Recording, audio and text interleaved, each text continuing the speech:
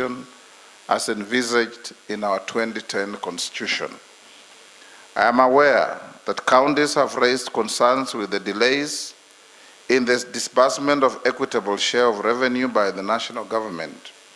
In our manifesto of Kenya Kwanza, we committed ourselves to ensuring that the shareable revenue is transferred to counties in a timely and predictable manner and in accordance with the law. This will ensure that counties carry on with their development activities without interruptions, including meeting their financial obligations. Accordingly, I will engage the National Treasury to ensure that there are no further delays and that all disbursements to the counties are done on time to enable counties to meet their obligations. Excellencies, ladies and gentlemen, I am informed that the average potential of on-source revenue for the 47 counties is 171.7 billion. However, actual collections have averaged only 32.9 billion, which is a huge shortfall on the expected revenues of the counties. This therefore means that the counties are unable to meet their budgetary commitments. We are committed to working with county government to ensure and enhance their capacity to generate their own income and supplement transfers from the national government.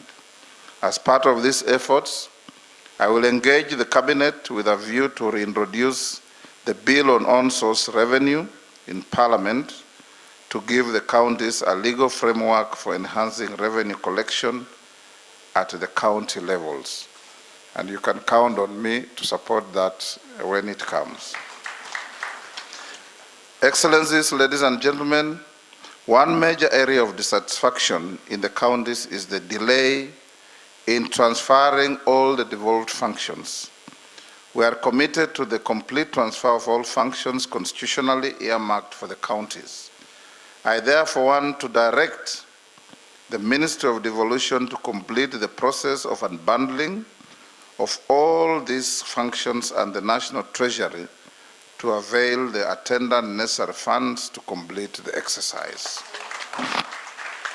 I am also aware that the valuation and transfer of assets and liabilities relating to the devolved functions has not been completed due to insufficient funds. I'm therefore directing the National Treasury to provide sufficient funds for this task to the Minister of Devolution to ensure that the exercise is completed as soon as possible. Excellencies, ladies and gentlemen, by now, you are all aware that both the counties and the national government are struggling with the payment of pending bills to merchants and contractors, while at the same time balancing the development needs of our counties and the country. While it is critical to ascertain the validity of the pending bills before payment, it is of paramount importance that these bills are paid. Many ordinary Kenyans who provide goods and services to the national and county governments have remained unpaid for a long period, and some have even lost their properties that they use as collaterals to guarantee bank overdrafts.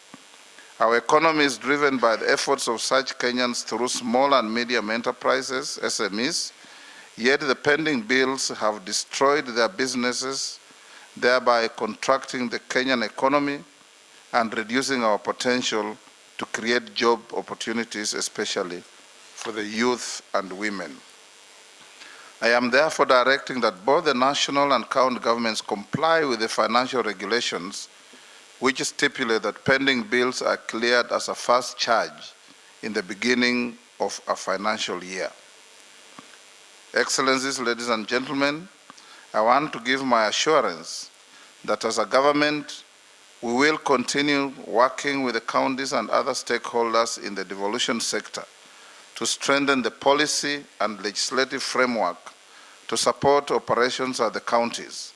Currently, the government is reviewing the policy on devolved system of government to make it more responsive to emerging issues in the implementation of devolution. I'm therefore calling for your support and participation to enrich this policy so that it captures the aspirations of our counties. Article 6.2 of the Constitution envisages for a two-tier system of government and recognizes their distinctiveness and interdependence, requiring them to conduct their mutual relations in consultation and cooperation. Harmonious intergovernmental relations are critical in strengthening interactions between the national and county governments.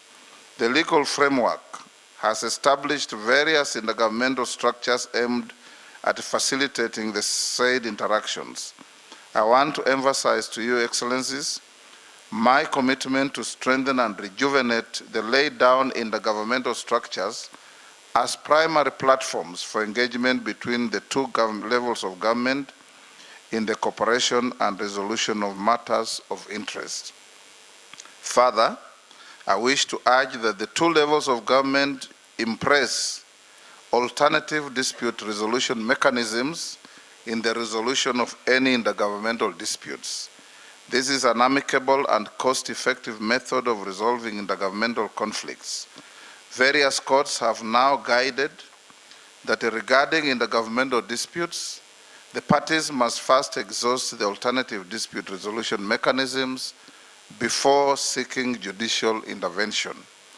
I also wish to reiterate the government's commitment to support county governments in building the requisite capacity to enable them to discharge their mandates effectively.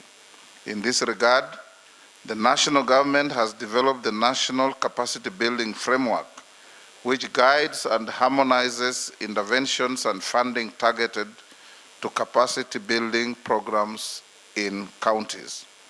Finally, Excellencies, it is my expectation that with the resources at your disposal, there will be improved governance, efficient and effective development, and service delivery.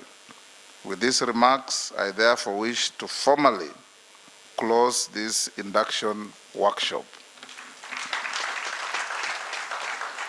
Your Excellencies, on my part, I will just add one or two things. One, to congratulate personally each one of you for the grueling campaigns you have gone through and the successful election that you all deserved after that election.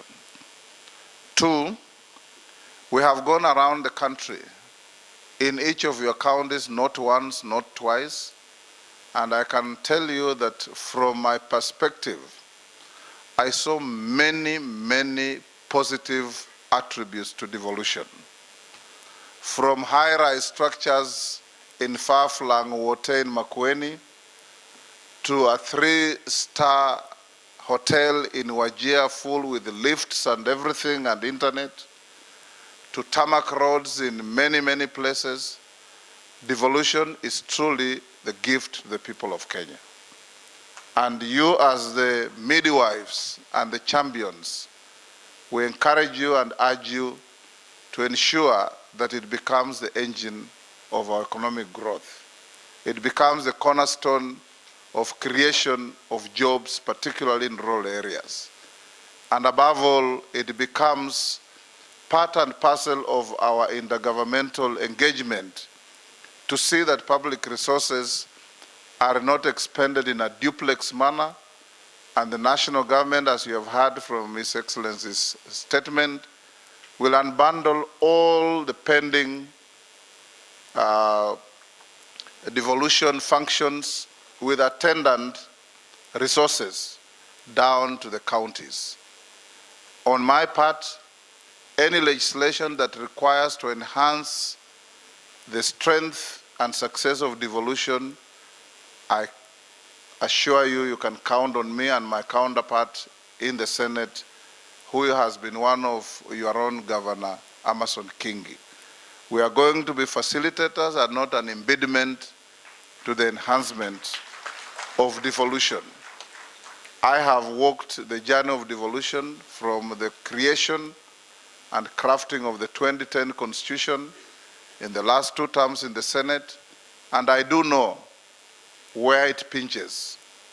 the tension and rifts between the two houses of parliament, the observance of Article 110(3) of the Constitution in concurrence on bills, and the seamless flow of legislation from one house to another are things that we are going to pay very close attention to.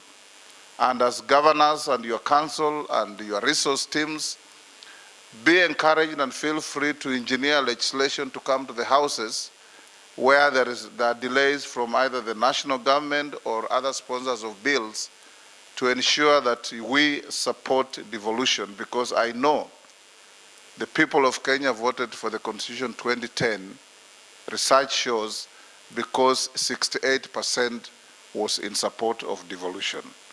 Thank you, Your Excellencies, and let's make Kenya greater and greater. Let's put behind us the tensions that we had during campaigns and embark on construction and reconstruction of our economy for Kenyans to live better lives, and for you as governors to live your counties when your terms end better than you found them. Thank you, and may God bless you.